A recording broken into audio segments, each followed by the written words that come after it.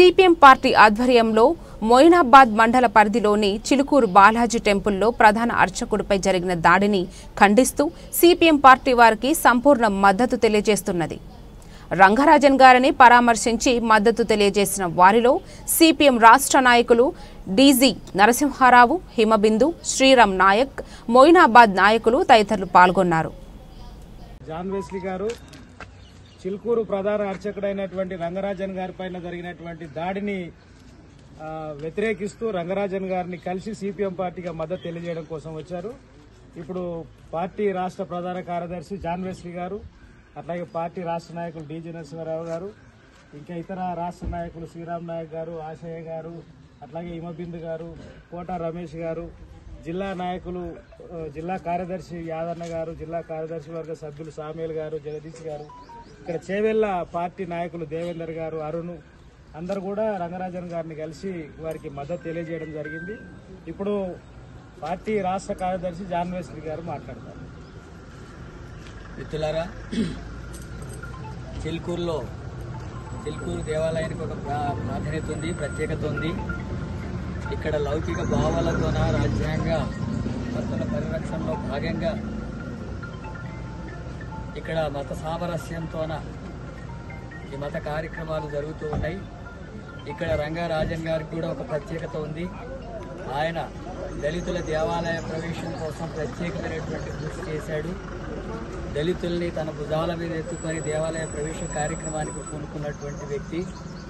అలాగే కులవివక్ష వ్యతిరేక పోరాట సంఘం ఆధ్వర్యంలో సిపిఎం కూడా దళితుల్ని అంతరానివర్తనానికి కులవివక్ష గురవుతుంది అనేక గ్రామాల్లో దళితుల్ని దేవాలయ ప్రవేశం ప్రతిఘటన కార్యక్రమాలు నిర్వహించినటువంటి నేపథ్యం ఉంది. ఆ నేపథ్యంలోనే రంగరాజన్ గారు దళితుల దేవాలయ ప్రవేశం కోసం అలాంటి కార్యక్రమాన్ని నిర్వహించాడు.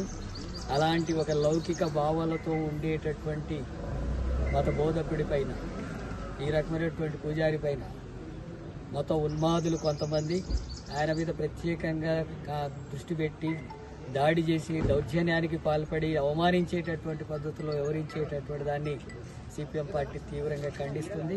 ఈరోజు సిపిఎం బృందం అలాగే మిగతా నాయకులంతా కూడా ఆయనను పరామర్శించడం జరిగింది. ఆయనకు పూర్తిగా మద్దతు సిపిఎం పార్టీ ద్వారా మద్దతు తెలియజేస్తున్నాం. లౌకిక శక్తులందరూ కూడా దీన్ని ఖండించాలని చెప్పి ప్రజానీకానికి కూడా కోరుతున్నాం.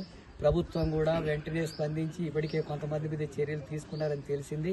కానీ ఇలాంటి పద్ధతుల్లో ఉన్మాద చర్యలకు పాల్పడుతుంటే ఒక పూజారి మీదనే, ప్రధానమైనటువంటి పూజారి మీదనే ఇలాంటి దాడులు జరిగేటటువంటి పరిస్థితి, హిందూ ముసుగులో జరిగేటటువంటి దాడిని అందరం కూడా ఖండించాల్సిన అవసరం ఉంది. అది హిందూ మతోన్మాదులు చేసేది.